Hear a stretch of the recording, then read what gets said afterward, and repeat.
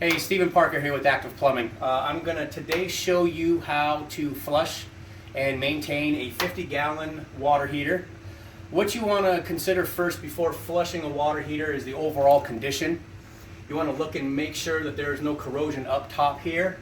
You want to make sure that your temperature pressure relief valve up here is going in a straight line. Make sure there's no buildup around any of the ports. Your gas line is secure, make sure the water heater is secure, and your vent is secure. So the first thing you're going to want to do is you're going to want to hook up a hose to the outlet port here. With a flathead screwdriver, you can go ahead and you can go and turn it counterclockwise, a half a turn, and what that's going to do is that's going to flush the water heater. As water is coming into the tank, it's going to stir up any loose sediment or particles, and we're going to get it right on out through this hose, out to the end of the driveway and into the sewer. Typically, I like to wait for about 5 or so minutes. That will give it a good flush and make sure we get all the particles out. Now, at that time that the water heater is flushing, you can check and make sure that it's firing back up, because as we're losing water, this water heater is going to want to heat back up. So once we hear it kick back on, then we know that everything with the gas control valve, thermal pile, it just kicked on. So now we know that we're heating. So now we know that everything's working here. Typically you want to go out and see if there's any sediment or anything like that at the end of the hose. You should be getting some sediment. If you're not getting any, either the water heater is really new or it may be time to be looking into a new tank. At this time, you want to listen for any noise. I'm not hearing any knocking, any rattling, or anything like that. So it sounds pretty healthy.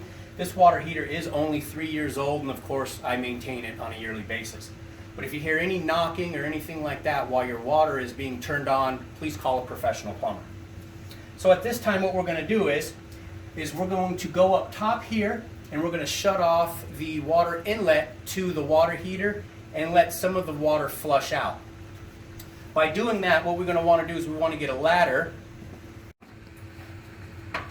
and up here is going to be a ball valve shutoff. Turning that ball valve shutoff will shut the water off to the water heater, and that gives us time to drain a little bit of water out so we can remove the anode rod. Now the anode rod on this Bradford White water heater is on this nipple. Once we depress and release some of the water pressure through the T&P valve, we know that we're going to drop the water line a little bit, so when we undo this, we're not getting any pressure back, we're not getting any water in our eyes or anything like that. But before attempting this, I would really consider calling a professional plumber. So once this is all loosened, we can pull this anode rod out. I can show you over here what one looks like. The anode rod here is what they call a hex style anode rod. Typically you are going to need a impact gun. These are in there very, very tight. But once you extract the anode rod, as you can tell, we have some material that is been taken away from this. This anode rod is going to need to be replaced.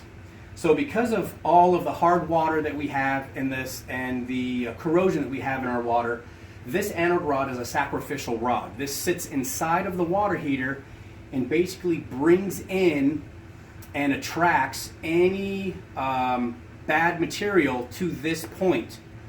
What this does is this keeps erosion and corrosion from the tank. If you start getting erosion and corrosion in your tank, then what happens is your water heater will start to leak.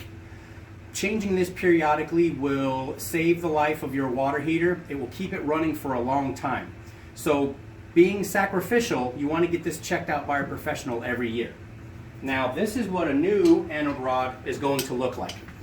This here you can get from any plumber. What they'll do is they'll add some Teflon tape to the threads, unwind it so it goes down, put it back inside the water heater and tighten it up. Replacing these periodically will extend the life of your water heater by 4 or 5 years. The life expectancy out in southern Nevada for a water heater is typically 5 to 8 years. Doing this preventative maintenance on your water heater will extend the life 10, 11, 12, possibly 15 years. After all that's said and done, once the anode rod is back in, what we want to do is we want to reverse the process. We want to turn the water back on. We want to go to a fixture like a bathtub, turn on the hot water to get all of the air out. Once that's achieved, we can turn the water heater back on, disconnect the hose, and you'll be on your way.